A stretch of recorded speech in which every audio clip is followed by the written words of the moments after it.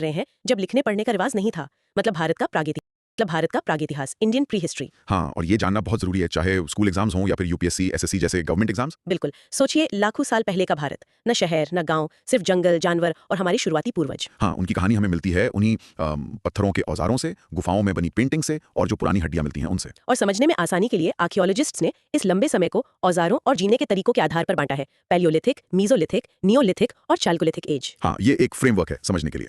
तो चलिए शुरू करते हैं इंसान के जबरदस्त सफर को। बिल्कुल, ये डिवीजन हमें दिखाता है कि कैसे इंसान ने एनवायरनमेंट के साथ अडेप्ट किया, नई टेक्नोलॉजी अपनाई और धीरे धीरे हंटर गैदरर से किसान और फिर मेटल वर्कर बना। अच्छा। पर ये याद रखना चाहिए कि ये कोई सीधी रेखा की कहानी नहीं है, मतलब इसमें रीजनल वेरिएशंस भी खूब हैं, लेकिन हाँ, ये फ्रेमवर्क समझने के लिए जरूरी है। ठीक है, तो सबसे पहले पैलियोलिथिक एज या पूरा पाषाण काल, ये तो सबसे लंबा दौर था। हाँ हाँ आइस एज का जमाना। हाँ, लाखों साल लोग घुमंतु थे, हम्म। मतलब एक जगह टिकते नहीं थे, गुफाओं में रहते थे और बड़े भारी पत्थर के औजार इस्तेमाल करते थे। बड़े भारी पत्थर के औजार जैसे जैसे? जैसे हैंड एक्स और क्लीवर्स, शायद जानवरों की खाल उतारने या जड़ें खोदने के काम आते होंगे। अच्छा, और इसके निशान कहाँ मिलते हैं? भीमबेटका जैसी जगहों पर इनके निशान मिलते हैं। और हाँ, आग की खोज। हाँ, वो तो जीवन बदलने वाली खोज रही होगी। बिल्कुल। और इस लंबे दौर में भी, मतलब पैलियोलिथिक में भी औजारों में बदलाव आया। शुरू में भारी कोर टूल्स थे, पत्थर के गिट्टक से ही औजार बनाते थे। अच्छा। फिर मिडिल पैलियोलिथिक में फ्लेक टूल्स आए, यानी पत्थर की पपड़ी या छिलका निकालकर उसे तराश कर औजार बनाना। ये ज्यादा नुकीले, ज्यादा एफिशिएंट थे। मतलब तकनीक बेहतर हो रही थी। हाँ, धीरे धीरे। और अपर पैलियोलिथिक तक आते आते तो पतले लंबे ब्लेड टूल्स और यहाँ तक कि हड्डी के औजार भी बनने लगे। हड्डी के भी? हाँ, हड्डी के औजार। और इसी समय भीमबेटका जैसी जगहों पर पहली बार आर्ट यानी गुफाओं में चित्रकारी भी शुरू हुई। आंध्र की कुरनूल गुफाओं से हड्डी के औजार मिले हैं। कमाल है। फिर आया मेसोलिथिक एज या मध्य पाषाण काल, लगभग 10,000 बीसी से।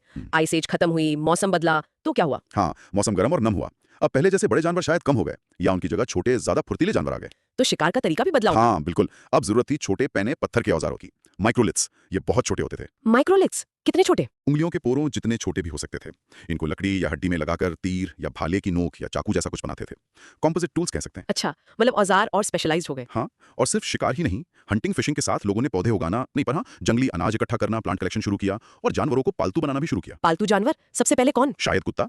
बागोर राजस्थान और आदमगढ़ एमपी जैसी साइट से इसके सबूत मिलते हैं, मतलब जानवरों की हड्डियां मिली हैं। और भीमबेटका की कला? वो इस दौर में और भी ज्यादा डिटेल्ड हो गई। अब सिर्फ जानवर नहीं, शिकार करते हुए लोग, नाच गाना, परिवार, ऐसे कम्युनिटी सीन्स दिखते हैं। वाह, तो समाज भी विकसित हो रहा था। हाँ बिल्कुल। और फिर आया असली इनकलाब, नियोलिथिक एज या नव पाषाण काल। ये कब से था? लगभग 7000 बीसी से, हालांकि अलग अलग जगहों पर थोड़ा आगे पीछे है। यहाँ इंसान ने खेती करना सीख लिया, गेहूं जौ उगाना शुरू किया। खेती? मतलब अब खाने के लिए भटकना नहीं पड़ता था। सही कहा। और जानवरों को पालना भी शुरू किया, भेड़, बकरी, गाय, बैल। तो इसका मतलब लोग एक जगह बसने लगे होंगे। बिल्कुल, इसी वजह से लोग एक जगह बसने लगे। पहले गांव बने। अब खेती और घर बनाने के लिए ज्यादा मजबूत पॉलिश्ड पत्थर के औजार चाहिए थे। पॉलिश्ड औजार? जैसे पत्थर की कुल्हाड़ी, जिसे सेल्ट कहते हैं, उसे घिसकर चिकना और पैना बनाया जाता था। और अनाज रखने और खाना पकाने के लिए मिट्टी के बर्तन, पॉटरी बनाना सीखा। मिट्टी के बर्तन, ये भी एक बड़ी चीज थी। हाँ, बहुत बड़ी। इस दौर की सबसे अहम साइट में से एक है मेहरगढ़, जो अब पाकिस्तान में है। वहाँ खेती के बहुत पुराने सबूत मिलते हैं। और भारत में? भारत में भी कई जगहें हैं। जैसे कश्मीर में बुर्जहोम की अपनी खासियत है। वहाँ लोग गड्ढों में बने घरों, पिट ड्वेलिंग्स में रहते थे। गड्ढों में घर, अजीब है। हाँ, और वो अपने पालतू कुत्तों को मालिकों के साथ दफनाते भी थे। बिहार में चिरान से काफी मात्रा में हड्डी के औजार मिले हैं। अच्छा, तो ये कहानी आगे बढ़ी कैल्कोलिथिक एज या ताम्रपाषाण काल में। हाँ, लगभग 2000 बीसी से कुछ जगहों पर पहले भी। जैसा नाम से जाहिर है, चालको मतलब तांबा, लिथिक मतलब पत्थर। तो पत्थर के साथ तांबे का इस्तेमाल शुरू हुआ, पहली धातु। बिल्कुल, पहली बार धातु तांबे, कॉपर का इस्तेमाल शुरू हुआ। हालांकि तांबा महंगा था, आसानी से मिलता नहीं था, इसलिए पत्थर के औजार चलते रहे। मतलब दोनों साथ साथ चल रहे थे। हाँ, ज्यादातर ये ग्रामीण बस्तियां थी, यहाँ खेती होती थी, लोग गांव बनाकर रहते थे। कुछ गांव के चारों ओर किलेबंदी के भी सबूत हैं। और इनकी खास बात? चाक पर बने सुंदर पेंटेड बर्तन, जैसे ब्लैक एंड रेड वेयर, काले और लाल रंग के बर्तन, ये एक खास टेक्निक से पकाए जाते थे। अच्छा, ये कहाँ कहाँ फैली थी संस्कृति? आहार बना संस्कृति राजस्थान में, मालवा संस्कृति मध्य प्रदेश में, जोरवे संस्कृति महाराष्ट्र में, ये कुछ प्रमुख क्षेत्र थे। इनाम गांव, दायमाबाद जैसी बड़ी बस्तियां भी मिली हैं। तो ये एक तरह से हड़प्पा सभ्यता के साथ या उसके बाद का ग्रामीण भारत था। हाँ, कुछ हद तक समकालीन भी और कुछ उसके बाद भी। ये दिखाता है कि जब हड़प्पा के शहर थे, तब भी देश के बाकी हिस्सों में अलग तरह का जीवन और विकास चल रहा था। ये शहरी जिंदगी की तैयारी का दौर भी कह सकते हैं कुछ मायनों में। तो ये थी भारत के प्रागैतिहास की कहानी, लाखों साल का सफर। हाँ, जिसमें हमारे पूर्वजों ने पत्थर के बाहरी औजारों से शुरुआत करके खेती करना, गांव बसाना और फिर धातु का इस्तेमाल करना सीखा। हर दौर एक नई चुनौती और नया आविष्कार लेकर आया। और ये याद रखना जरूरी है कि ये बदलाव पूरे भारत में एक साथ एक ही रफ्तार से नहीं हुए। हाँ, ये आपने शुरू में भी कहा था। बिल्कुल, अलग अलग क्षेत्रों की अपनी कहानी है, अपने टाइमलाइंस हैं। जैसे दक्षिण भारत में नियोलिथिक के बाद सीधे लोहे का इस्तेमाल, आयरन एज ज्यादा दिखता है। कैल्कोलिथिक उतना प्रोमिनेंट नहीं है हर जगह। अच्छा, तो इस पूरी यात्रा को समझना हमें मानव समाज की नींव और उसके विकास की एक गहरी समझ देता है। बिल्कुल, ये जानना कि हम यहाँ तक कैसे पहुंचे। हाँ, और इस पे सोचिएगा जरूर कि कैसे पर्यावरण और तकनीक ने मिलकर हमारे अतीत को शिकल दिया और भविष्य में ये दोनों मिलकर हमारे समाज को कैसे बदल सकते हैं। नमस्कार, आज हम हिस्ट्री के एक बहुत ही दिलचस्प टॉपिक पर बात करेंगे। ये स्कूल एग्जाम से लेकर यूपीएससी, एसएससी, सीडीएस और स्टेट पीएससी जैसे बड़े गवर्नमेंट एग्जाम्स के लिए काफी इंपॉर्टेंट है। जी। टॉपिक है प्री हिस्ट्री, यानी पूर्व इतिहास के सबूत और उनकी डेटिंग। ये वो जमाना है जब लिखना पढ़ना था ही नहीं। तो सोचिए, बिना लिखी हुई बातों के हम उस टाइम को जानते कैसे हैं? बिल्कुल, ये तो एक तरह से हिस्टोरिकल डिटेक्टिव वर्क जैसा है ना? हम पुराने सुरागों को, जैसे पत्थर के टूल्स हो गए, हड्डियां हैं, गुफाओं में बनी पेंटिंग्स हैं, इनको जोड़कर एक कहानी बनाते हैं। हाँ, बिल्कुल एक जासूसी की तरह। और ये समझना जरूरी है कि ये सबूत हैं क्या और इनसे हमें क्या पता लगता है। ओके, तो चलिए इसको थोड़ा खोलते हैं। सबसे पहले ये सुराग मतलब एविडेंस मिलते कहाँ से हैं? शायद जमीन के नीचे से? हाँ, ज्यादातर वहीं से। पहला और सबसे आम टाइप है आर्कियोलॉजिकल सोर्सेज, मतलब खुदाई से मिली चीजें। इसमें सबसे पहले आते हैं स्टोन टूल्स, पत्थर के औजार। अच्छा, पत्थर के औजार। हाँ, सोचिए अर्ली ह्यूमंस के बनाए हथियार और औजार, जैसे बहुत पुराने भारी भरकम एशुलियन हैंडएक्स से लेकर बाद के छोटे नुकीले माइक्रोलिथ्स तक। ये टूल हमें उनकी टेक्नोलॉजी कैसे डेवलप हुई, शिकार कैसे करते थे, ये सब बताते हैं। इंटरेस्टिंग। और टूल्स के अलावा और क्या मिलता है खुदाई में? फिर आती है पॉटरी, मिट्टी के बर्तन। जब हमें बर्तन मिलने लगते हैं तो ये एक सिग्नल होता है कि लोग शायद एक जगह बसने लगे थे, शायद खेती भी कर रहे थे। अच्छा, सेटल्ड लाइफ का इशारा। जी, अलग अलग तरह की पॉटरी जैसे न्योलिथिक पीरियड की पेंटेड पॉटरी है, वो अलग अलग कल्चर्स की पहचान बन जाती है। और हाँ, सेटलमेंट रिमेन्स मतलब बस्तियों के निशान। बस्तियों के निशान जैसे कश्मीर में बुरजा होम के वो यूनिक पिट ड्वेलिंग्स हैं, गड्ढों वाले घर, शायद वहाँ की ठंड से बचने का तरीका था। या फिर मेहरगढ़ जो पाकिस्तान में है, वहाँ बहुत पुरानी खेती और अनाज स्टोर करने के सबूत मिले हैं। अरे वाह। हाँ, तो ये सब बताते हैं कि लोग रहते कैसे थे, खाते क्या थे, उनका समाज मतलब सोसाइटी कैसी थी। ये तो कमाल है, जैसे उस जमाने की जिंदगी देख रहे हो। अच्छा, और इंसानी हड्डियों का क्या रोल है, फॉसिल्स का? हाँ, वो आते हैं पैलियो एंथ्रोपोलॉजिकल सोर्सेज में, यानी इंसानों और जानवरों के जीवाश्म फॉसिल्स। इंडिया में जैसे नर्मदा वैली से जो ह्यूमन रिमेन्स मिले हैं, जिन्हें नर्मदा मैन भी कहते हैं, वो बताते हैं कि उस टाइम में यहाँ होमो इरेक्टस जैसे अर्ली ह्यूमंस थे। अच्छा, नर्मदा मैन। जी, और जानवरों के फॉसिल्स जैसे पुराने हाथियों या जंगली भैंसों के, वो उस जमाने के क्लाइमेट और एनवायरमेंट का अंदाजा देते हैं। और मैंने सुनी है गुफाओं में पेंटिंग्स भी। बिल्कुल, वो है आर्टिस्टिक सोर्सेज, खासकर रॉक आर्ट। मध्य प्रदेश में भीमबेटका रॉक शेल्टर्स तो मतलब गजब की जगह है। हाँ, भीमबेटका का नाम तो बहुत सुना है। वहाँ हजारों साल पुरानी पेंटिंग्स हैं, शिकार के सीन है, नाच गाना है, लोगों की रोजमर्रा की जिंदगी, यहाँ तक कि कुछ आध्यात्मिक चीजें भी दिखती हैं। ये पेंटिंग्स हमें प्री हिस्टोरिक लोगों की सोच, उनके रीति रिवाज, शायद उनके विश्वासों की एक झलक देती हैं। ऐसा लगता है जैसे उनके दिमाग में झांक रहे हो। कमाल है। तो टूल्स हो गए, हड्डियां हो गई, आर्ट हो गया, ये सब तो हो गया, क्या मिला? पर ये कब का है, ये कैसे पता चलता है? कौन सी चीज कितनी पुरानी है? बहुत अच्छा सवाल। इसके लिए आते हैं साइंटिफिक सोर्सेज। इसमें एक तो है पैलियोबॉटनी, जो पुराने पेड़ पौधों के अवशेष जैसे जले हुए अनाज या पॉलन ग्रेन्स को स्टडी करके खेती का इतिहास बताती है। पर जो असली गेम चेंजर है वो है डेटिंग मेथड्स, चीजों की उम्र पता करने के तरीके। हाँ, ये मेथड्स ये तो बड़े फैसिनेटिंग लगते हैं। कौन कौन से मेन मेथड्स हैं इसमें? देखिए, प्री हिस्ट्री के लिए मुख्य रूप से 3 मेथड्स बहुत जरूरी हैं। ओके, 3। पहला है कार्बन 14 डेटिंग, ये तो शायद काफी सुना भी होगा, C14। हाँ, C14। ये ऑर्गेनिक चीजों के लिए ना, जैसे हड्डी, लकड़ी। बिल्कुल सही, हड्डी, लकड़ी, चारकोल, मतलब जो चीजें कभी जीवित थीं, क्योंकि जीवित चीजों में कार्बन 14 होता है जो मरने के बाद एक फिक्स रेट पर कम होता जाता है।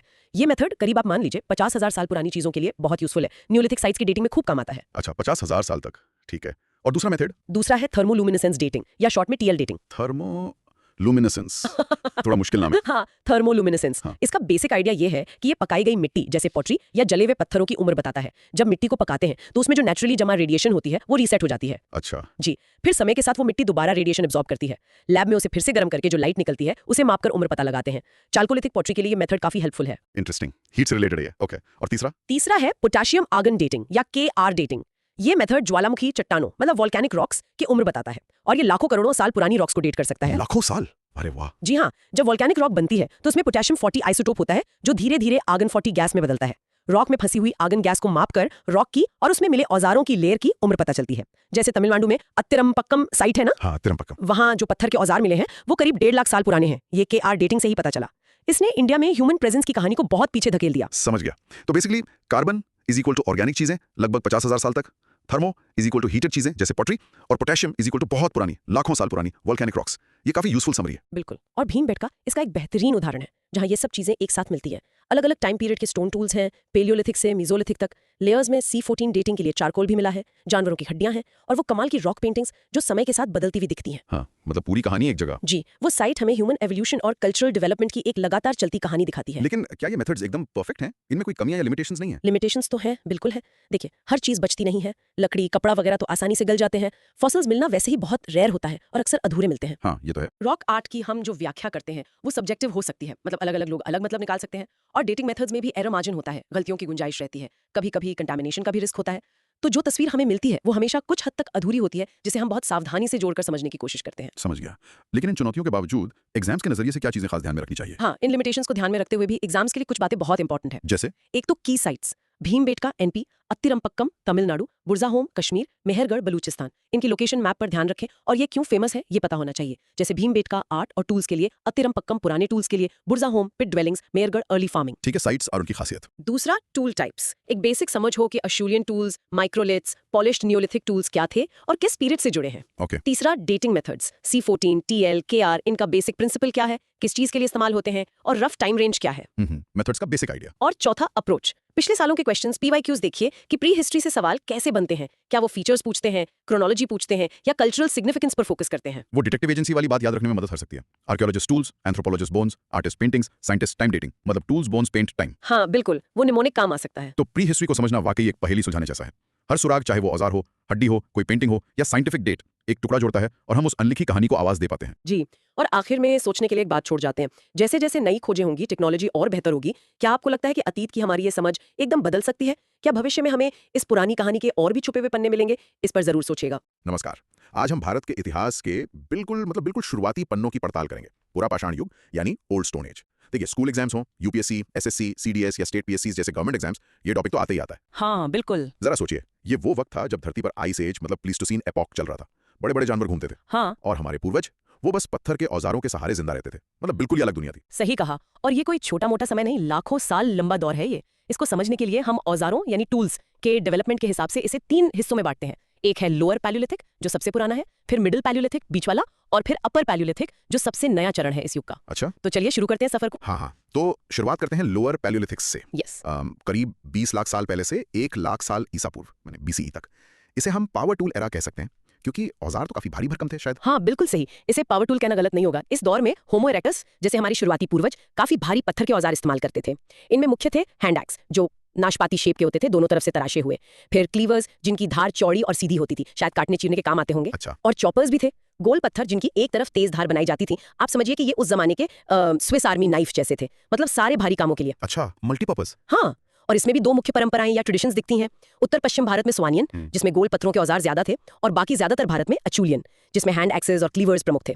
और ये औजार बनते थे क्वार्टजाइट या बसाल्ट जैसे काफी मजबूत पत्थरों से। और कुछ साइट्स तो इस दौर की कमाल की है, जैसे आपने बताया तमिलनाडु में अत्तिरंपाक्कम है ना, वहां तो करीब 15.5 लाख साल पुराने अचूलियन टूल्स मिले हैं। जी हाँ, अत्तिरंपाक्कम बहुत महत्वपूर्ण साइट है। 15.5 लाख साल, ये तो खैर। इसके अलावा पाकिस्तान की सोआन वैली, राजस्थान में डिडवाना और हाँ, मध्य प्रदेश की भीमबेटका गुफाएं, ये भी इंपॉर्टेंट है। बिल्कुल, भीमबेटका तो खैर आगे भी आती रहेंगी। हाँ।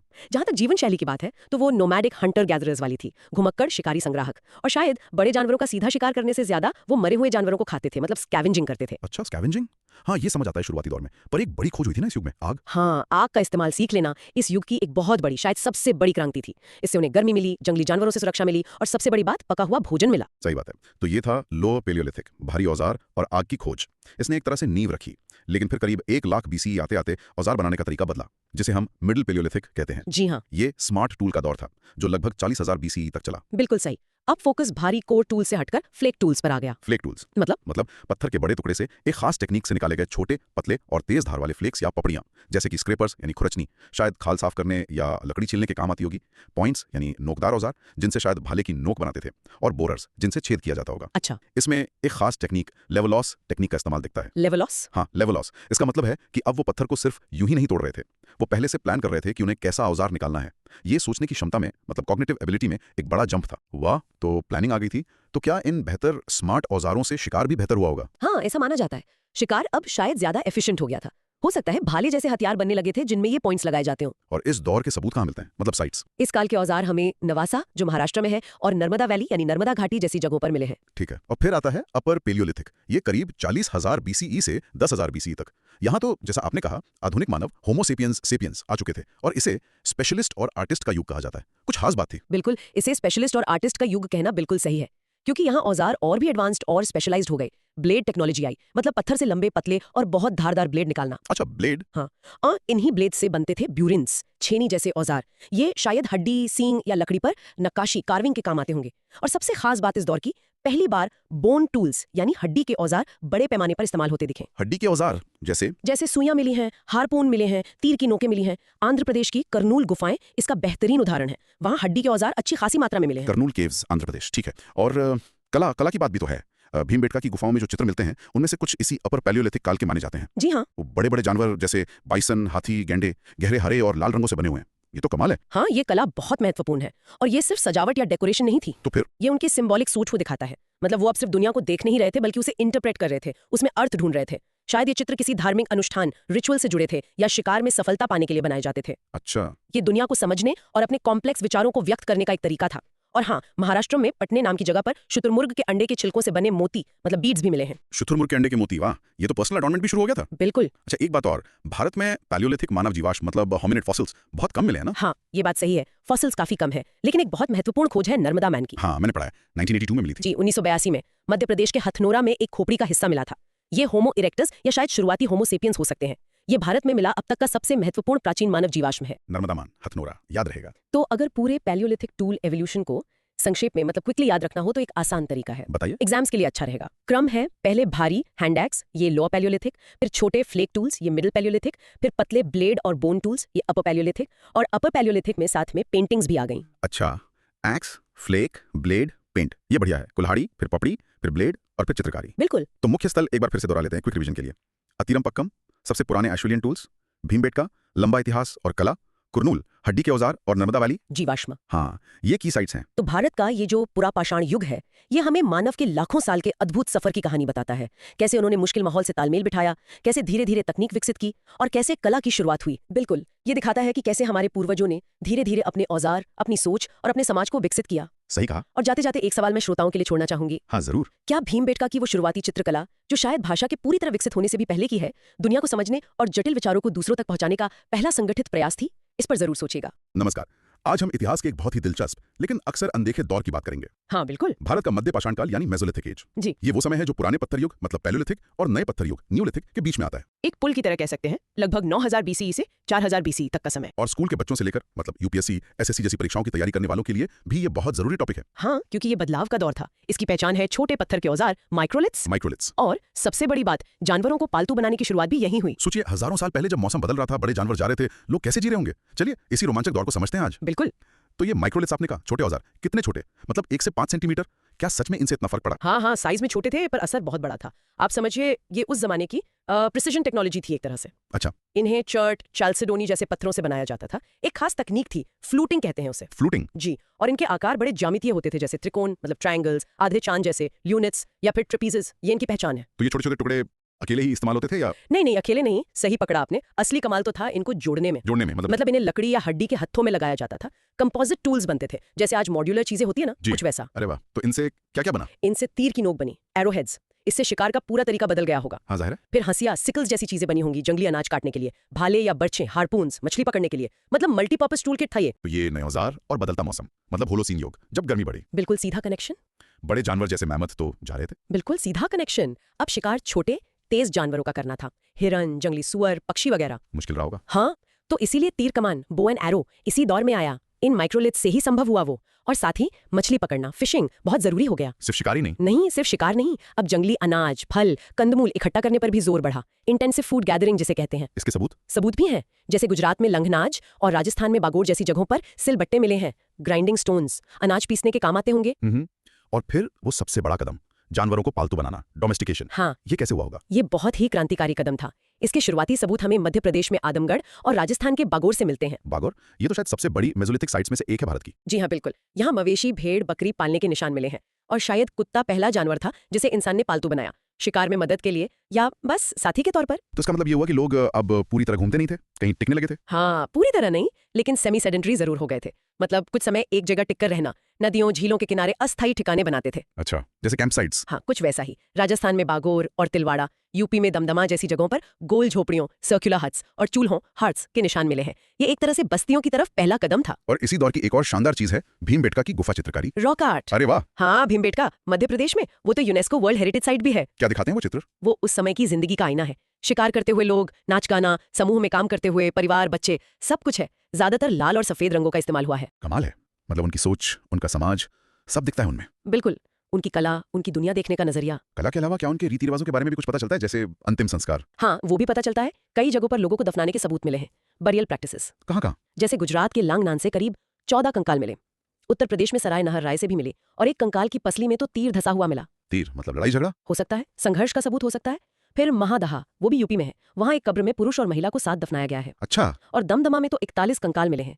कुछ कब्रों में एक से ज्यादा लोग भी हैं और एक कंकाल के साथ हाथी दांत का पेंडेंट भी मिला। हाथी दांत का पेंडेंट? ये तो दिखाता है कि शायद वो मृत्यु के बाद जीवन या कुछ ऐसी चीजों में विश्वास करते थे, या मृतकों का सम्मान। हाँ बिल्कुल, ये सब मृतकों के प्रति सम्मान और शायद किसी तरह की आफ्टर लाइफ की सोच की तरफ इशारा करते हैं। तो अगर हम संक्षेप में देखें, मध्यपाषाण काल सिर्फ औजारों का बदलाव नहीं था, ये वो समय था जब इंसान ने बदलते पर्यावरण के साथ ढलना सीखा। बिल्कुल, नए आविष्कार किए, जानवरों को साथी बनाया, कला विकसित की, समाज के नियम बनने लगे और सबसे जरूरी आने वाले कृषि युग नियोलिथिक एज की नींव रखी। माइक्रोलिथ्स, जानवरों को पालतू बनाना, ये शुरुआती बसावट, कला, ये सब मिलकर उस बड़े बदलाव की कहानी है। सही कहा। ये सब पॉइंट्स याद रखने के लिए कुछ लोग वो ट्रिक्स भी यूज करते हैं, जैसे बाल्टी, बागौर, आदमगढ़, लांघनाज, तिलवाड़ा, या ABC, Adamgarh, Bhimbetka, central India. हाँ, ये एग्जाम्स के लिए मददगार हो सकते हैं। जी। ये सोचना ही बड़ा दिलचस्प है कि कैसे औजारों में इतने छोटे बदलाव और जानवरों को साथ रखने जैसे फैसलों ने इंसान के भविष्य को पूरी तरह बदल दिया। हाँ, हर छोटा कदम एक बड़ी छलांग की तैयारी थी। जाते जाते एक सवाल छोड़ जाते हैं सोचने के लिए।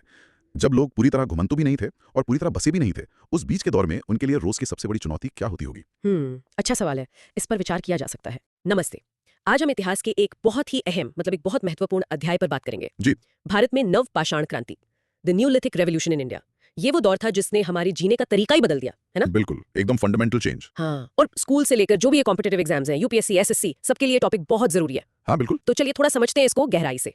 ये वो टाइम था जब इंसान ने शिकारी संग्राहक वाला जीवन छोड़ा। राइट, हंटर गैदरर से सेटल लाइफ की। हाँ, और खेती करना सीखा, एक जगह बसना सीखा। और इतिहासकार हैं V. गॉर्डन चाइल्ड, उन्होंने इसे सिर्फ बदलाव नहीं कहा, नहीं, उन्होंने इसे क्रांति कहा, नव पाषाण क्रांति, यानी न्योलिथिक रेवोल्यूशन। क्यों? मतलब इतना बड़ा क्या था इसमें? क्योंकि ये बदलाव इतने गहरे थे और शायद कुछ जगहों पर तेज भी, कि उन्होंने समाज का पूरा स्ट्रक्चर ही बदल दिया। सिर्फ पेट भरने का तरीका नहीं बदला। अच्छा, समाज, टेक्नोलॉजी, कल्चर, सब पर असर पड़ा। जैसे परमानेंट गांव बसने लगे। हाँ, पहली बार शायद लोग एक जगह टिक कर रहने लगे लंबे समय तक। एग्जैक्टली। और नए औजार बने, मिट्टी के बर्तन, मतलब पॉटरी का आविष्कार हुआ। ये सब इसी दौर की देन है। तो ये मुख्य बदलाव क्या थे? सबसे पहले तो खेती, है ना? हाँ, एग्रीकल्चर। गेहूं, जौ, फिर कहीं चावल, बाजरा, ये सब उगाना शुरू किया। और साथ में पशुपालन भी। हाँ, डोमेस्टिकेशन ऑफ एनिमल्स, भेड़, बकरी, मवेशी, ये सब पालतू बनाए गए। कुत्ते तो शायद पहले से ही थे साथी। हाँ, कुत्ते तो खैर काफी पहले से थे। और इन नए कामों के लिए, मतलब खेती और बाकी चीजों के लिए, नए टूल्स की जरूरत पड़ी। कैसे टूल्स? पहले से अलग? हाँ, खासकर पॉलिश किए हुए पत्थर के औजार, घिसकर चिकने और ज्यादा शार्प बनाए गए, जैसे कुल्हाड़ी, जिन्हें सेल्स कहते हैं, और बसूली। अच्छा, ये किस काम आते थे? ये लकड़ी काटने, जंगल साफ करने में ज्यादा इफेक्टिव थे। और फिर आई पॉटरी, मिट्टी के बर्तन। हाँ, ये तो बहुत बड़ा आविष्कार रहा होगा, अनाज रखने के लिए, पकाने के लिए। बिल्कुल, पानी भरने के लिए भी। और ये सिर्फ जरूरत नहीं थी, इन बर्तनों की डिजाइन से हमें उस टाइम की आर्ट और कल्चर का भी पता चलता है। लेकिन एक दिलचस्प बात यह है, जैसा आपने शुरू में कहा, कि ये क्रांति पूरे भारत में एक साथ नहीं हुई। नहीं, बिल्कुल नहीं, ये फेज्ड मैनर में हुआ। अलग अलग क्षेत्रों में इसकी अपनी कहानी है, अपनी टाइमलाइन है। जैसे? कहां से शुरू करें? उत्तर पश्चिम से शुरू करते हैं। मेहरगढ़, बलूचिस्तान में है ये जगह, लगभग 7000 BC पुराना। 7000 BC, ये तो बहुत पुराना है। हाँ, दुनिया के सबसे पुराने कृषि गांव में से एक गिना जाता है इसे। यहाँ गेहूं और जौ की खेती के अर्लीस्ट एविडेंस मिले हैं भारत में। और लोग रहते कैसे थे वहाँ? मिट्टी की ईंटों के घरों में, कच्ची ईंटों के, मतलब प्रॉपर घर बनाकर रहते थे। स्टोरेज के लिए स्ट्रक्चर्स भी मिले हैं। वाह। तो ये तो हुई पश्चिम की बात। अब थोड़ा उत्तर की ओर चले, कश्मीर। वहां सुना है कुछ अलग था। हाँ, कश्मीर की कहानी थोड़ी यूनिक है। बुर्ज़होम और गुफकराल जैसी साइट्स हैं, लगभग 3000 से 1500 BC के बीच की। यूनिक कैसे? वहाँ लोग जमीन में गड्ढे खोद कर रहते थे, ठंड से बचने के लिए। इन्हें पिट ड्वेलिंग्स कहते हैं। गड्ढों में घर? सीरियसली? हाँ, और पत्थर के साथ साथ हड्डी के औजारों का काफी इस्तेमाल करते थे, बोन टूल्स। और बुर्ज होम में वो कुत्तों वाली बात भी तो है। हाँ, वो बहुत खास है। वहाँ कुछ कब्रों में मालिकों के साथ उनके कुत्तों को भी दफनाया गया है। इससे पता चलता है कि पेट्स का कितना महत्व था उनकी लाइफ में। ये तो वाकई दिलचस्प है। चलिए अब जरा गंगा घाटी की तरफ आते हैं, ईस्टवर्ड्स। गंगा वैली में कोल्टी हवा और महागरा जैसी जगह इंपॉर्टेंट है। ये उत्तर प्रदेश में है, लगभग 6000 BC से। यहाँ क्या खास मिला? यहाँ दुनिया में चावल, मतलब राइस कल्टीवेशन के कुछ सबसे पुराने सबूत मिले हैं, अर्लीस्ट एविडेंस। चावल? मतलब भारत में चावल की खेती इतनी पुरानी है? हाँ, यहाँ मिट्टी के बर्तनों पर चावल की भूसी चिपकी मिली है और लोग गोल झोपड़ियों में रहते थे, सर्कुलर हट्स। और उनके बर्तन भी खास थे, जिन पर रस्सी की छाप होती थी, कॉर्ड इम्प्रेस्ड पॉटरी। वाह, तो उत्तर पश्चिम में गेहूं जौ, गंगा घाटी में चावल, और दक्षिण भारत में? दक्षिण भारत में नवपाषाण काल थोड़ा बाद में शुरू हुआ, लगभग 2500 से 1000 BC के आसपास। वहां क्या उगाते थे? वहाँ बाजरा, मिलेट्स और दालें ज्यादा महत्वपूर्ण थीं। मस्की, हल्लूर, पय्यमपल्ली जैसी जगहों पर इसके सबूत मिले हैं। और दक्षिण की एक और खास पहचान है शायद, वो राख के टीले, एश माउंट्स। हाँ बिल्कुल, एश माउंट्स। ये बड़ी अजीब चीजें हैं। माना जाता है कि ये शायद मवेशियों के गोबर को बड़े पैमाने पर जलाने से बने थे। गोबर जलाने से? हाँ। क्यों? शायद कोई रिचुअल रहा होगा, कोई धार्मिक अनुष्ठान या मौसमी त्योहार का हिस्सा। ये दिखाता है कि दक्षिण में पशुपालन, खासकर मवेशी पालन, कितना सेंट्रल था उनकी इकोनॉमी और शायद सोसाइटी के लिए भी। इतनी सारी जगहें, फसलें, खासियतें याद रखना थोड़ा मुश्किल हो सकता है एग्जाम्स के लिए। हाँ, तो इसको सिंपल बनाने के लिए एक कहानी की तरह सोच सकते हैं, जैसे मेहरगढ़ की गेहूं जौ की रोटी, बुर्ज होम के गद्दे वाले घर और वफादार कुत्ते, कुल्डी हवा के चावल के कटोरे, और दक्षिण का बाजरा और राख के टीले। अच्छा। Bread, dogs, rice, millets and ash. ये शायद मदद करें। शायद ये बस एक तरीका है मुख्य चीजों को जोड़ने का। तो संक्षेप में कहें तो भारत में ये जो नवपाषाण क्रांति थी, ये कोई एक अकेली घटना नहीं थी। नहीं, बिल्कुल नहीं। ये अलग अलग क्षेत्रों में धीरे धीरे हुए बदलावों का एक सिलसिला था, एक प्रोसेस था। और इसने स्थायी जीवन, खेती, पशुपालन, नई टेक्नोलॉजी, इन सब की नींव रखी। हाँ, और इसी नींव पर आगे चलकर शायद शहरीकरण की शुरुआत हुई। इसने सरप्लस प्रोडक्शन का रास्ता खोला। परीक्षा के नजरिए से क्या ध्यान में रखना चाहिए? देखिए, महत्वपूर्ण साइट्स, मेहरगढ़, बुर्ज़होम, कोल्डी हवा, हल्लूर, पय्यमपल्ली, उनकी लोकेशन मैप पर देखना अच्छा रहता है। और उनकी मुख्य फसलें क्या थीं, किस तरह के घरों में रहते थे, मिट्टी की ईंट, गड्ढे वाले घर, गोल झोपड़ियां, और उनकी खास बातें जैसे कुत्ते दफनाना, राख के टीले, हड्डी के औजार, चावल का सबूत। और हाँ, इनका मोटा मोटा टाइम पीरियड भी, क्रोनोलॉजी इंपॉर्टेंट है। बिल्कुल। तो आज की ये चर्चा हम यहीं समाप्त करते हैं। जी। लेकिन जाते जाते एक सवाल श्रोताओं के लिए छोड़ जाते हैं सोचने को।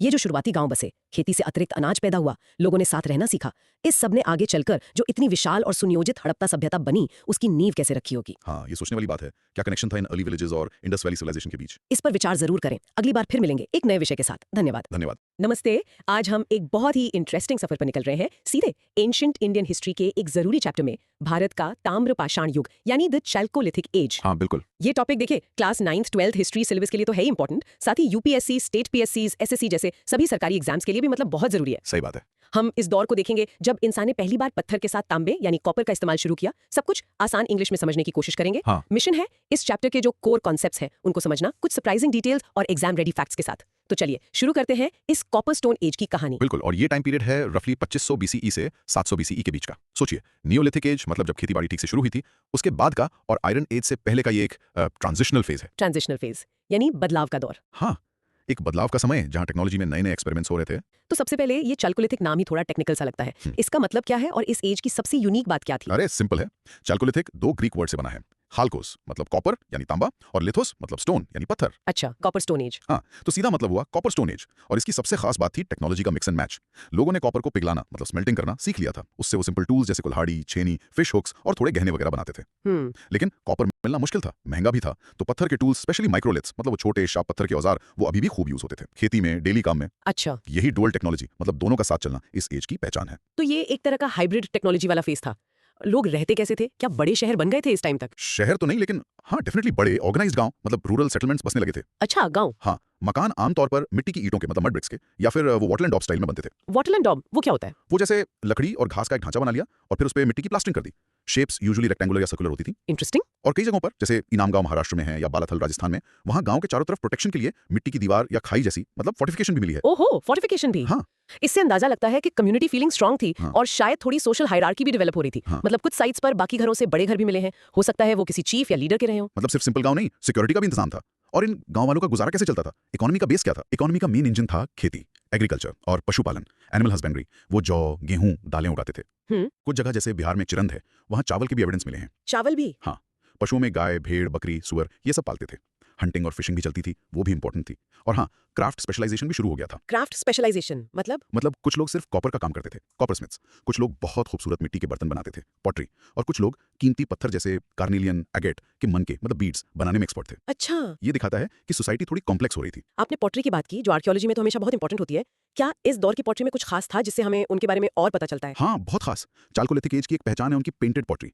सबसे फेमस है ब्लैक एंड रेड वेयर यानी BRW। BRW। हाँ, ये नाम तो सुना है। इसको बनाने की टेक्निक बड़ी इंटरेस्टिंग थी।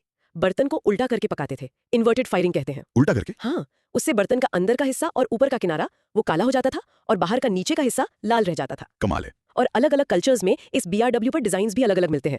जैसे आहार कल्चर जो राजस्थान का था, वहां इस पर सफेद रंग से पेंटिंग मिलती है। अच्छा। और जोरवे कल्चर महाराष्ट्र वाला, वो अपनी फाइन रेड पॉटरी और स्पाउटेड पॉट्स के लिए जाना जाता है। स्पाउटेड पॉट्स? हाँ, मतलब टोंटी वाले बर्तन। हाँ बिल्कुल, जिनमें एक तरफ टोंटी लगी होती थी। पॉटरी स्टाइल से ही हम अलग अलग चाल्कोलिथिक कल्चर्स को पहचान पाते हैं। ये BRW टेक्निक तो काफी एडवांस लगती है उस टाइम के हिसाब से।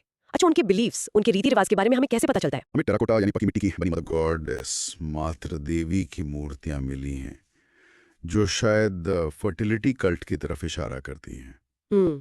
बैल की मूर्तियां भी कॉमन हैं, शायद खेती या मेल पावर का सिंबल रही होंगी। पर सबसे ज्यादा क्लूज मिलते हैं बरियल से, मतलब दफनाने के तरीकों से। बरियल से कैसे? लोग अपने मृतकों को आमतौर पर नॉर्थ साउथ डायरेक्शन में लटाकर दफनाते थे और उनके साथ मिट्टी के बर्तन, गहने, टूल्स वगैरह भी रखते थे। ग्रेव गुड्स कहते हैं इनको। अच्छा, सामान भी रखते थे साथ में। हाँ, इससे लगता है कि वो शायद आफ्टर लाइफ में बिलीव करते थे। और जॉर्वी कल्चर में एक यूनिक कस्टम था, बच्चों को अक्सर घर के फ्लोर के नीचे 2 बड़े मटकों को मुंह से मुंह जोड़कर उनके अंदर दफनाया जाता था। घर के फ्लोर के नीचे? हाँ, और 2 मटकों में। हाँ। 2 अर्न्स में। और इनामगांव जैसे साइट्स पर कुछ अडल्ट बरियल्स में पैर का निचला हिस्सा काटने के भी एविडेंस मिले हैं, जिसका कारण शायद कोई खास रिचुअल रहा होगा। बाप रे, बरियल से तो सच में काफी डिटेल इन्फॉर्मेशन मिल सकती है।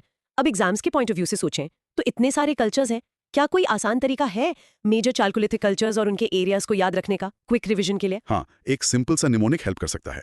All kids make joyful evenings. अच्छा, all kids make joyful evenings. हाँ, ऑल से आहार बनास कल्चर राजस्थान वाला, साइट्स आहार बालाथाल, फीचर क्या BRW जिसपे सफेद पेंटिंग। ओके, ए फॉर आहार। किड्स से कायथा कल्चर मध्य प्रदेश का, फीचर शुरुआती कॉपर टूल्स और मजबूत पॉटरी। के फॉर कायथा। मेक से मालवा कल्चर, ये एमपी महाराष्ट्र बॉर्डर पर।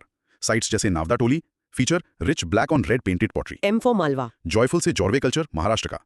साइट्स इनांगवाओं, दायमाबाद, ये सबसे बड़ा कल्चर का। फीचर स्प्राउटेड पॉट्स और वो बच्चों वाले earn burials. J for Jorwe, got it. और इवनिंग से ईस्टर्न चालकोलिथिक, मतलब बिहार बंगाल वाला एरिया। साइट्स जैसे चिरंद, हाँ। फीचर चावल की खेती के सबूत। E for eastern, perfect. ये निमोनिक तो काफी हेल्पफुल रहेगा। हाँ, ये बस एक क्विक रिकैप के लिए है। लेकिन एक सवाल मन में आता है, इतनी डेवलपमेंट के बाद ये चालकोलिथिक कल्चर्स खत्म कैसे हो गए? इनका डिक्लाइन क्यों हुआ? देखिए, इसके पीछे कोई एक रीजन नहीं था, बल्कि मल्टीपल फैक्टर्स थे। एक तो कॉपर टेक्नोलॉजी बहुत बेसिक थी और कॉपर की अवेलेबिलिटी भी लिमिटेड थी, वो एक बड़ी रुकावट थी। दूसरा, खेती बहुत ज्यादा मॉनसून पर डिपेंडेंट थी और लगभग 1000 BCE के आसपास क्लाइमेट चेंज, मतलब सूखा पड़ना, एरिडिटी बढ़ने के सबूत हैं। क्लाइमेट चेंज, हाँ, जिसने खासकर वेस्टर्न इंडिया जैसे जॉर्वे कल्चर को बहुत नेगेटिवली इंपैक्ट किया। इनाम गांव के जो स्केलेटल रिमेन्स मिले हैं, हाँ। वो हाई इन्फेंट मोर्टेलिटी रेट भी दिखाते हैं। और फाइनली आयरन एज कल्चर्स का उदय हुआ। उनके पास बेहतर मजबूत लोहे के टूल्स थे। हाँ, आयरन तो गेम चेंजर रहा होगा। बिल्कुल। और साथ ही कोई रिटन स्क्रिप्ट न होने की वजह से कॉम्प्लेक्स एडमिनिस्ट्रेशन डेवलप करना भी मुश्किल था। तो इन सब फैक्टर्स ने मिलकर चालकोलिथिक एज के डिक्लाइन में रोल प्ले किया। तो ये था एक क्विक टूर इंडिया के चालकोलिथिक एज का। हमने देखा कैसे इंसान ने कॉपर और स्टोन को एक साथ यूज किया, पहले ऑर्गेनाइज्ड गांव बनाए, फार्मिंग और क्राफ्ट्स डेवलप किए, और डिस्टिंक्टिव पॉटरी जैसे BRW और जोरवे वेयर बनाए। हाँ, और हमने बरियल्स और फिगरेंस के थ्रू उनके बिलीफ्स को समझने की कोशिश की। बिल्कुल। ये फेज टेक्नोलॉजी, सोसाइटी और इकोनॉमी में एक इंपॉर्टेंट स्टेप था। इसने आने वाले आयरन एज और सेकंड अर्बनाइजेशन, मतलब बड़े शहरों के उदय के लिए एक तरह से बेस तैयार किया। सही कहा। अपनी लिमिटेशंस के बावजूद ये इंडिया की रूरल लाइफ और कल्चरल एवोल्यूशन की शुरुआत को दिखाता है। तो सोचते रहिए कि कैसे इन छोटे फोर्टिफाइड गांव की नींव पर ही आगे चलकर आयरन एज के पावरफुल राज्य और महाजनपद डेवलप हुए होंगे। चालकोलिथिक लाइफ के कौन से पहलू, जैसे उनके सेटलमेंट पैटर्न या शुरुआती सोशल स्ट्रक्चर, आगे आने वाली सोसाइटीज को डायरेक्टली इन्फ्लुएंस कर सकते थे। अगले एक्सप्लोरेशन तक कीप लर्निंग। नमस्कार। आज हम प्राचीन भारतीय इतिहास के एक बहुत ही अहम पड़ाव पर बात करेंगे। विषय है भारत की प्रमुख ताम्रपाषाण संस्कृतियां। ये टॉपिक आप जानते हैं इतिहास का हिस्सा है और स्कूल एग्जाम से लेकर UPSC, SSC और दूसरी सरकारी परीक्षाओं के लिए भी बहुत जरूरी है। हम बात करेंगे उस दौर की जब इंसान पत्थर के औजारों के साथ साथ पहली बार धातु, खासकर तांबे का प्रयोग सीख रहा था। इसी को ताम्रपाषाण युग, मतलब चालकोलिथिक एज कहते हैं। मोटे तौर पर कहें तो 2000 ईसा पूर्व से 700 ईसा पूर्व के आसपास का समय। ये वो समय था जो एक तरह से नवपाषाण काल के गांव और आगे आने वाले लौह युग के शहरों के बीच एक पुल जैसा काम करता है। कोशिश रहेगी कि इसे आसान भाषा में कहानी की तरह समझें, ताकि सारे जरूरी फैक्ट्स एग्जाम के लिए याद रह जाएं। तो चलिए शुरू करते हैं। बिल्कुल। ताम्रपाषाण यानी तांबा और पत्थर, कॉपर और स्टोन एज का मिलाजुला दौर। और ये ध्यान रखना जरूरी है कि ये हड़प्पा सभ्यता के बड़े शहरों से थोड़ी अलग थीं। ज्यादातर ग्रामीण संस्कृतियां थीं ये, और मुख्य रूप से मध्य और पश्चिमी भारत की नदी घाटियों में पनपी। हर इलाके की अपनी खास पहचान थी, अपनी विशेषताएं। ठीक है, तो इसे थोड़ा और खोलते हैं। इन अलग अलग संस्कृतियों को आसानी से याद रखने के लिए क्या हम इन्हें कुछ खास ग्रुप्स की तरह समझ सकते हैं? जैसे शुरुआत आहार बनास संस्कृति से करें। हाँ बिल्कुल, आहार बनास संस्कृति ये राजस्थान में थी, करीब 3000 से 1500 ईसा पूर्व के दौरान। इन्हें हम एक तरह से तांबा गलाने वाले महारथी कह सकते हैं। इनका जो मुख्य केंद्र था आहार, उसका पुराना नाम ही तांबवती था, मतलब तांबे वाली जगह। और ऐसा इसलिए क्योंकि वो खेतड़ी की तांबे की खदानों के पास थे, तो कॉपर स्मेल्टिंग में काफी माहिर थे वो लोग। अच्छा, खेतरी माइंस पास होने की वजह से। हाँ जी, इनके मुख्य स्थल हैं आहार और गिलुंद। इनकी एक खास पहचान है काले और लाल रंग के मिट्टी के बर्तन, black and red ware, BRW जिसे कहते हैं। और इन बर्तनों पर अक्सर सफेद रंग से डिजाइन बने होते थे। एक और दिलचस्प बात, यहाँ पत्थर के जो ब्लेड्स होते हैं वो कम मिले हैं। इससे अंदाजा लगता है कि शायद ये लोग तांबे के औजारों पर ज्यादा निर्भर थे। अर्थव्यवस्था तो खेती, जौ, गेहूं और पशुपालन पर आधारित थी, पर तांबे का काम इनकी स्पेशलिटी थी। तांबे में महारत। अच्छा, इसके बाद कायथा संस्कृति की तरफ चलते हैं।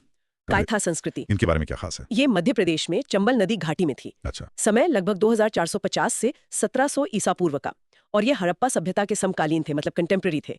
इनकी पहचान है एक मजबूत गहरे भूरे रंग की पॉटरी, चॉकलेट स्लिप्ड वेयर कहते हैं। यहाँ से जो कीमती पत्थरों के मनके मिले हैं या तांबे की चूड़ियां मिली हैं, उनसे लगता है कि इनका हड़प्पा सभ्यता के लोगों से कुछ न कुछ संपर्क जरूर रहा होगा।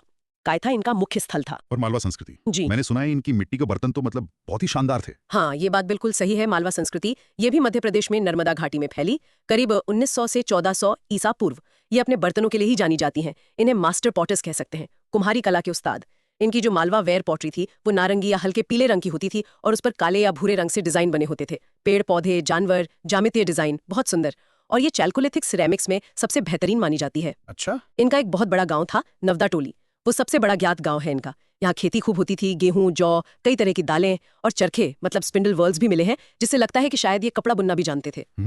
काफी विकसित लग रहा है। हाँ अब आते हैं जोरवे संस्कृति पर। जी। उनके बारे में कुछ अनोखी बातें भी हैं शायद, खासकर उनके अंतिम संस्कार के तरीकों को लेकर। हाँ, जॉर्वे संस्कृति ये महाराष्ट्र में विकसित हुई लगभग 1500 से 900 ईसा पूर्व के बीच। ये इन सभी में सबसे ज्यादा फैली हुई थी और सबसे लंबे समय तक चली भी। इनमें एक क्लियर सेटलमेंट हायरार्की दिखती है, मतलब कुछ बड़े केंद्र थे जैसे दाइमाबाद और इनाम गांव, और फिर उनके अंडर कई छोटे गांव। अच्छा, दाइमाबाद और इनाम गांव। जी, दाइमाबाद तो सबसे बड़ी साइट थी, और यहाँ से जो कांसे का सामान मिला है, रथ, हाथी, गेंडा, भैंस, वो दाइमाबाद ब्रॉन्ज होर्ड बहुत मशहूर है।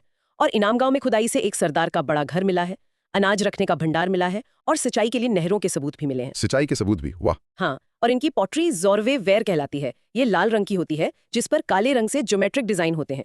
इसकी सतह थोड़ी खुरदुरी होती है, मैट फिनिश। और हाँ, जो आपने पूछा था, इनके बरियल प्रैक्टिसेस वाकई यूनिक थे। मृतकों को घर के फर्श के नीचे ही दफना देते थे, और बच्चों को 2 बर्तन मतलब अर्न्स उनको मुंह से जोड़कर उनके अंदर दफनाया जाता था। और कई कंकालों के पैर घुटनों के नीचे से कटे हुए मिले हैं।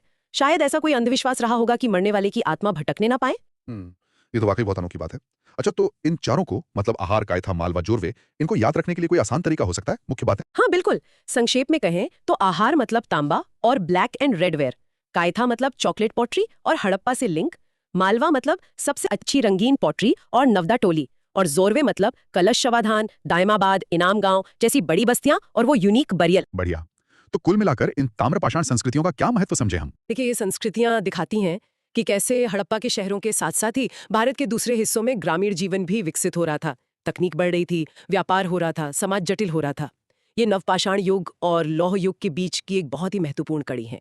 इन्होंने बाद के विकास की एक तरह से नींव रखी। और जाते जाते एक सवाल शायद हमारे सुनने वालों के लिए छोड़ सकते हैं। हाँ बिल्कुल, ये सोचने वाली बात है कि इन ग्रामीण संस्कृतियों ने अपनी जो तकनीक थी, अपनी सामाजिक संरचना थी, उसके साथ बाद के शहरीकरण और राज्यों के निर्माण की नींव कैसे रखी होगी। दिलचस्प सवाल, इस पर विचार जरूर करना चाहिए। नमस्कार, आज हम इतिहास के एक अहम मोड़ पर बात करने वाले हैं, भारत में प्रारंभिक लौह युग मतलब early iron age in India. जी, ये टॉपिक स्कूल सिलेबस से लेकर यूपीएससी, एसएससी, स्टेट पीएससीज सबके लिए बहुत जरूरी है। हाँ, और हम देखेंगे कि कैसे चैल्कोलिथिक एज के बाद लगभग 1000 बीसी के आसपास लोहे ने सब कुछ बदल दिया। बिल्कुल, और ये सोचना ही अपने आप में कितना दिलचस्प है कि सिर्फ एक धातु लोहा उसने कैसे खेती, बस्तियां, समाज मतलब सब पर इतना गहरा असर डाला। सही कहा। तो आज हम मुख्य रूप से 2 कल्चर्स पर फोकस करेंगे, है ना।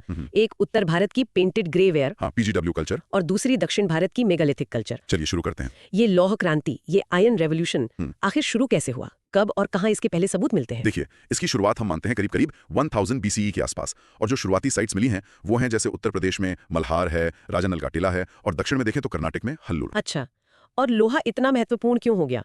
मतलब तांबा कांसा तो पहले से था। हाँ था, लेकिन लोहा वो एक तो तांबे या कांसे से कहीं ज्यादा मजबूत था, और दूसरी बात इसकी उपलब्धता, मतलब इसका अयस्क और वो ज्यादा आसानी से मिल जाता था। ओह, तो मजबूती और आसानी से मिलना, हाँ, ये दोनों बातें थीं।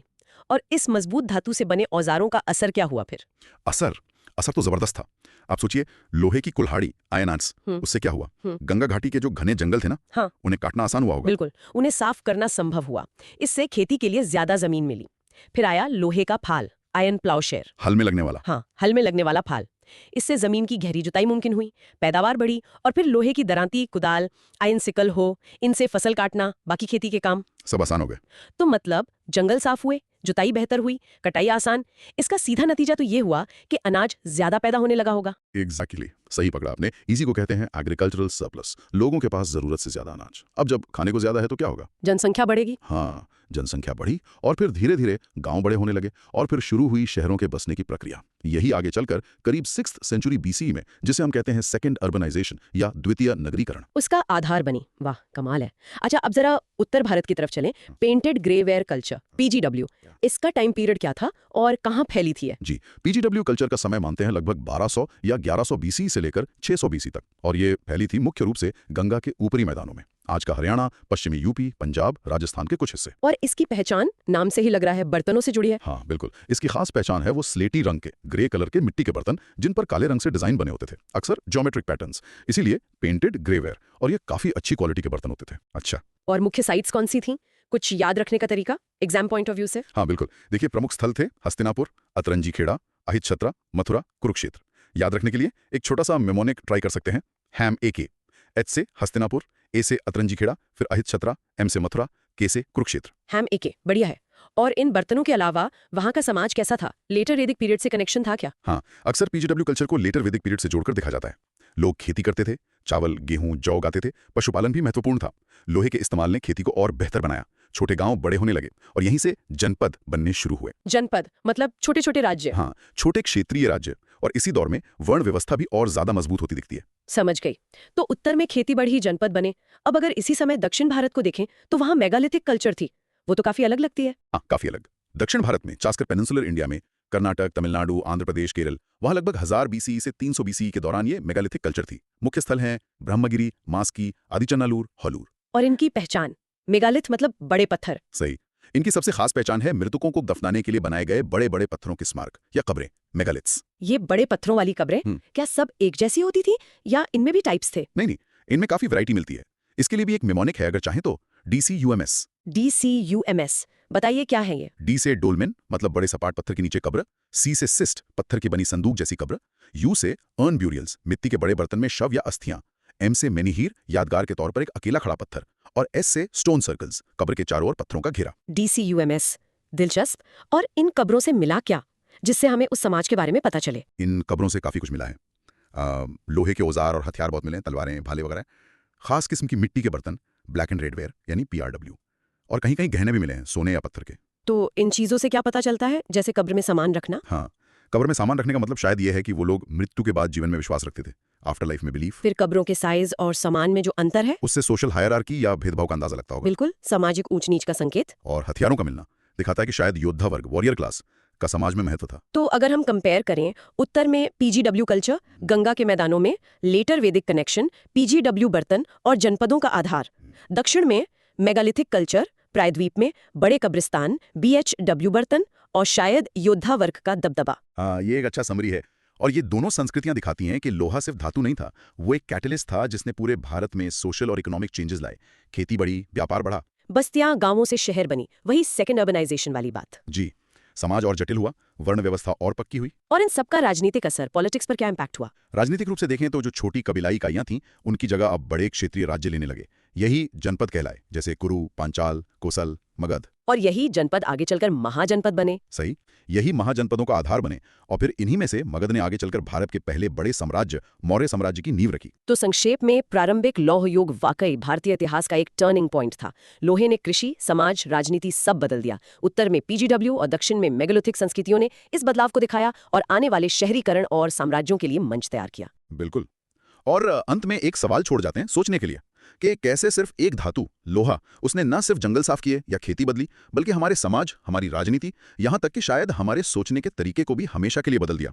है ना? सोचने वाली बात है ये। नमस्ते। आज हम गोता लगा रहे हैं भारत की बहुत बहुत पुराने इतिहास में। हाँ, प्रागैतिहासिक काल की बात करेंगे, प्री हिस्टोरिक साइट्स और उनका डिस्ट्रीब्यूशन पूरे भारत में। बिल्कुल। ये एंशिएंट हिस्ट्री का एक जरूरी चैप्टर है, खासकर स्कूल एग्जाम्स और जो लोग UPSC, SSC, स्टेट PSCs की तैयारी कर रहे हैं, उनके लिए तो बहुत ही इंपॉर्टेंट है। सही। हमारा मिशन है आज ये समझना कि हजारों साल पहले लोग कहाँ बसे, क्यों बसे, क्या कारण थे। बिल्कुल। और देखिए, ये सिर्फ नक्शे पर कुछ पॉइंट्स नहीं है, ये पूरी कहानी है। कहानी? कैसी कहानी? कहानी कि कैसे हमारे पूर्वजों ने एनवायरनमेंट को समझा, पानी कहाँ है, पत्थर कहाँ मिलेंगे औजार बनाने के लिए, खाना कहाँ मिलेगा, इन सब चीजों के आधार पर जीने की जगह चुनी। अच्छा। और जैसे जैसे समय बदला, टेक्नोलॉजी बदली, वैसे वैसे भारत के नक्शे पर इंसानी बस्तियों का पैटर्न भी बदला। चलिए इसी सफर को समझते हैं आज। हाँ, जरूर। तो शुरू करते हैं सबसे पुराने दौर से, पालियोलिथिक पीरियड, मतलब पूरा पाषाण काल। ये लगभग 5 लाख साल ईसा पूर्व से 10,000 ईसा पूर्व तक था, है ना? हाँ बिल्कुल, मोटा मोटा यही टाइम फ्रेम है। तो तब लोग कहाँ रहते थे, क्या रूल था, मतलब कोई पैटर्न? देखिए, उस समय का गाइडिंग प्रिंसिपल था नदियां और चट्टानें, रिवर्स एंड रॉक्स। नदियां और चट्टानें, क्यों? आसान है, जीवन पानी के स्रोतों के पास था, जानवर पानी पीने आते थे तो शिकार करना आसान होता था। हाँ, ये तो है। और पत्थर वाली जगह जहां औजार बनाने के लिए अच्छा पत्थर मिले, जैसे क्वार्ट्जाइट, क्योंकि उस वक्त औजार पत्थर के ही थे। सही। तो कहाँ थे ये लोग मुख्य रूप से?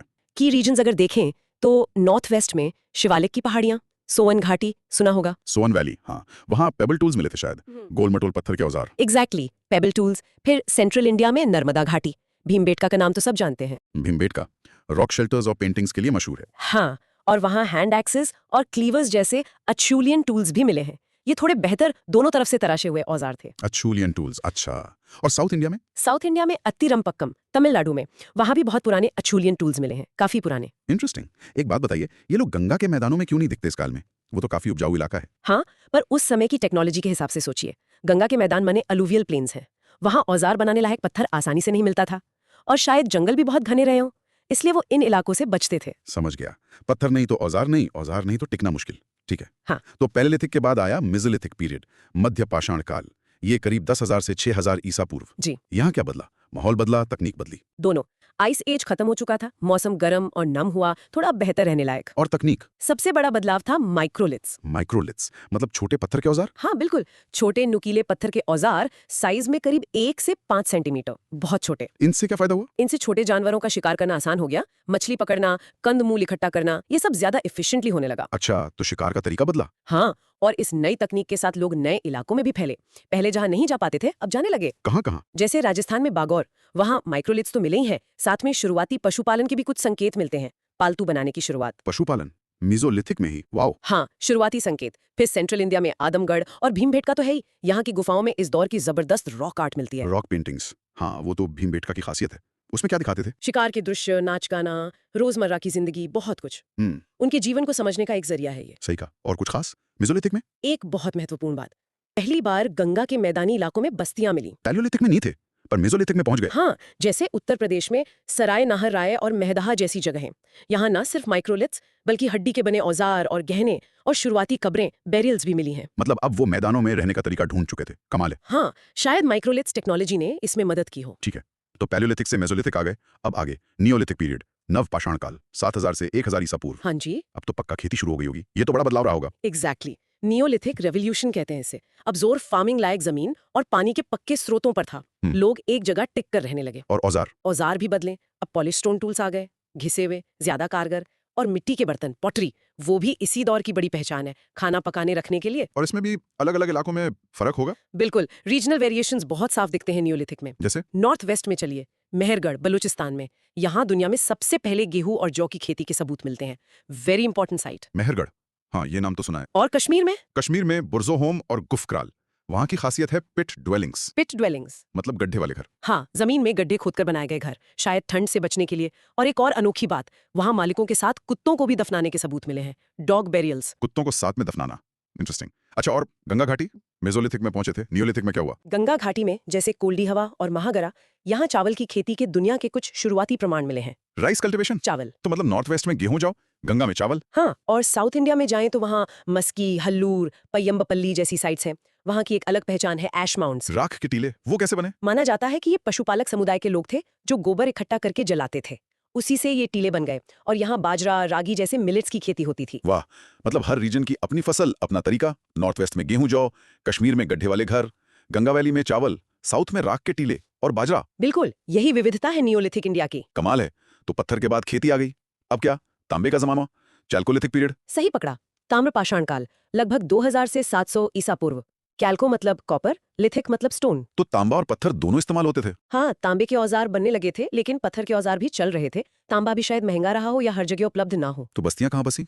अब क्या देखकर जगह चुनते थे? अब दो चीजें जरूरी थी, तांबे का स्रोत मतलब कॉपर ओर कहाँ मिलता है, और खेती के लिए अच्छी जमीन, खासकर काली मिट्टी, ब्लैक कॉटन सॉइल। अच्छा, कॉपर और काली मिट्टी का कॉम्बिनेशन। हाँ, जैसे साउथ ईस्ट राजस्थान में आहार बना संस्कृति, ये लोग कॉपर स्मेल्टिंग जानते थे, मतलब अयस्क से तांबा निकालना। टेक्नोलॉजी में और एडवांस हो गए। बिल्कुल। मध्य प्रदेश में कायथा और मालवा संस्कृति, इनकी पहचाने इनकी खास तरह की पेंटेड पॉटरी, चित्रित मृदभांड, बहुत सुंदर। मालवा कल्चर, पॉटरी, हाँ। और महाराष्ट्र? महाराष्ट्र में जोरवे संस्कृति, ये काफी फैली हुई थी। इनाम गांव जैसी बड़ी किलेबंद बस्तियां मिली हैं यहाँ, गांव जैसी। इनाम गांव सुना है इसके बारे में, फोर्टिफाइड सेटलमेंट थी शायद। हाँ, और जौवे कल्चर की एक और खास बात है अर्न बेरियल्स। शवों को कलशों में रखकर घरों के फर्श के नीचे ही दफना देते थे। घरों के नीचे? हाँ। ओह, तो ये पूरी कहानी हो गई पेलियोलिथिक के शिकारी संग्राहक से चाल्कोलिथिक के किसान और कारीगर तक। हाँ, एक लंबा सफर है ये। इतनी सारी साइट्स, फीचर्स, पीरियड्स, बाप रे। एग्जाम्स के लिए इसे याद रखने का कोई आसान तरीका है? कोई ट्रिक? देखिए, रटना तो नहीं, पर एक मेंटल मैप या कहानी बना सकते हैं। कहानी?